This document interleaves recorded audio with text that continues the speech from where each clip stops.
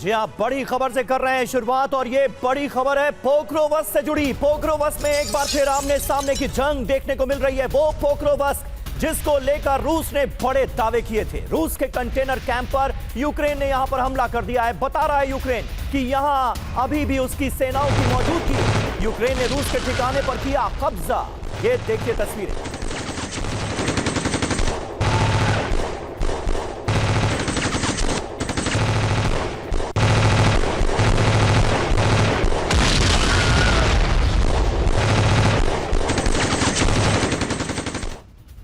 वहीं पोक्रोवस्क पर कब्जे के लिए भीषण जंग, रूसी सेना पर यूक्रेन का बड़ा हमला। आमने सामने की जंग में 2 रूसी सैनिकों की मौत।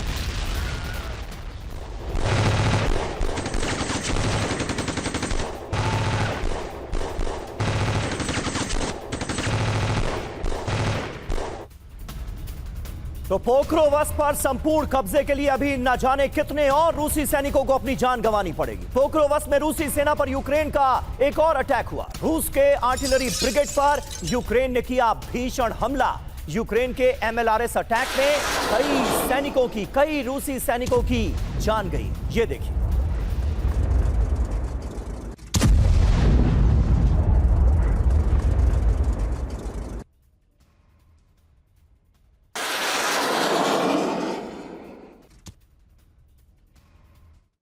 और रूस ने यूक्रेन पर भीषण हमले किए हैं। पोक्रोवस्क, कीव और ओडिशा में तबाही बरसाई है। रूस ने फैब सीरीज के 500 से 1500 किलो तक के बम गिराए हैं। तो जवाब यूक्रेन की तरफ से भी दिया गया है और यूक्रेनी फोर्स ने रूस के अलग अलग इलाकों में बारूदी विस्फोट किया है। और हमारे साथ इस वक्त तमाम खास मेहमान मौजूद हैं। उनसे आइए आपका तारुफ करा दें। मेजर जनरल संजय सॉय हमारे साथ मौजूद हैं। प्रोफेसर संजय भारद्वाज विदेश मामलों के जानकार हमारे साथ जुड़ चुके हैं और हमारे सहयोगी मनीष झा भी हमारे साथ मौजूद हैं। मनीष, एक सवाल आपसे। पोक्रोवस में भीषण जंग चल रही है और पोक्रोवस को लेकर रूस ने बड़े दावे किए थे, लेकिन अब जो ताजा तस्वीरें सामने आ रही हैं वो ये बता रही हैं कि यहां पर पूरी तरह से कब्जा नहीं हुआ है रूस का। अभी भी हमले जारी है। देखिए, एक और खबर आ रही है। रूस के रोस्तोव पर ड्रोन अटैक की रिहायशी इमारत पर यूक्रेन ने यहां हमला किया है। यह हमला रोस्तोव में हुआ। ड्रोन हमले से इमारत में लगी है भीषण आग। ये तस्वीरें आप देखिए। रोस्तोव की यह रिहायशी इमारत हमले के बाद कैसे धू धू कर जलती नजर आ रही है।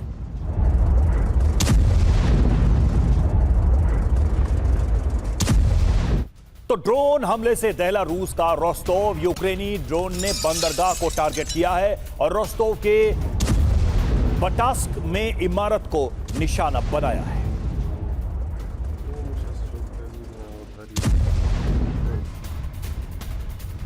और बड़ी बात यह है कि फ्रंट लाइन से दूर रूस के अंदर घुसकर हमले हो रहे हैं। ड्रोन हमले से रूस का रोस्तोव थर्रा गया है। ये देखिए तस्वीरें ये साफ बता रही हैं कि अच्छा खासा नुकसान रोस्तोव में रूस को हुआ है।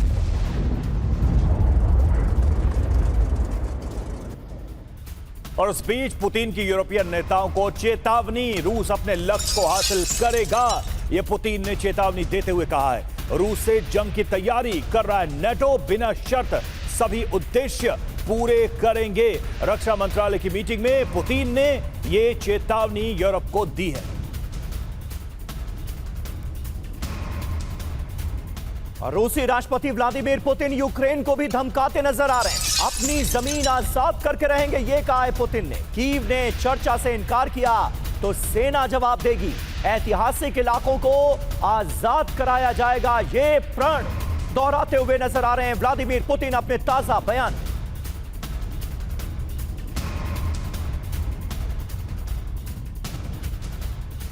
तो देखिए, व्लादिमीर पुतिन अब सीधे सीधे यूक्रेन को धमकाते हुए नजर आ रहे हैं और यहां पर बात नेटो सदस्यता की नहीं हो रही है। यहां पर बात नेटो देशों से किसी खतरे की नहीं हो रही है। यहां पर बात सीधे सीधे यूक्रेनी इलाकों को अपने कब्जे में लेने की हो रही है।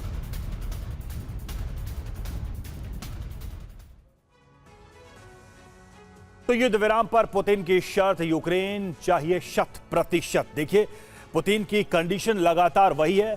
यूक्रेन युद्ध को लेकर पहला यह कि शांति समझौते पर बातचीत को वो तैयार हैं, कूटनीति या सैन्य ताकत से लक्ष्य हासिल करेंगे। लक्ष्य को लेकर बहुत क्लियर है पुतिन कि वो अपने टारगेट फिक्स कर चुके हैं और उसे हासिल करेंगे। ऐतिहासिक इलाकों को आजाद कराएंगे, ये पुतिन ने कहा है। और अमेरिका यूरोप का जहां तक सवाल है, बाइडेन ने जानबूझकर रूस को युद्ध में धकेला, यह कहा पुतिन ने।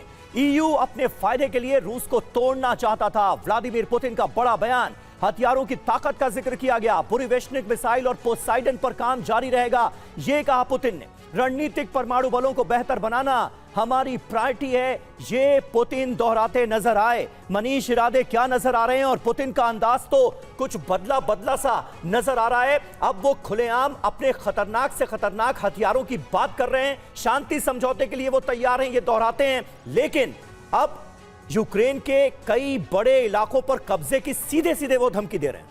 देखिए, पुतिन के स्टेटमेंट ने एक बात तो साफ कर दी है कि जो अभी शांति प्रस्ताव के नाम पर तमाम बैठकें हो रही है, इसका कोई नतीजा नहीं निकलने वाला है और यह युद्ध जारी रहेगा।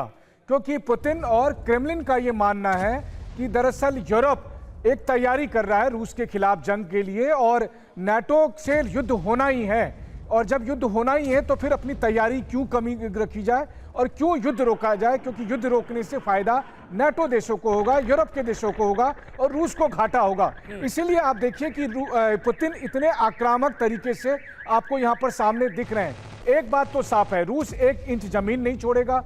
रूस यूक्रेन को ना नाटो सदस्य बनने देगा, ना यूरोपीय देशों के सैनिकों को किसी भी सुरक्षा गारंटी के नाम पर यूक्रेन आने देगा। तो जाहिर है ना कोई शांति प्रस्ताव होगा। लेकिन इसके बीच में पुतिन के हौसले इसलिए भी बुलंद है क्योंकि रूसी सेना यह कह रही है कि उन्होंने कई ऐसे हथियार बना लिए हैं जिन हथियारों का इस्तेमाल युद्ध में नहीं हुआ है और अगर जब वो होंगे तो यूरोप के लिए बेहद विध्वंसकारी साबित होंगे।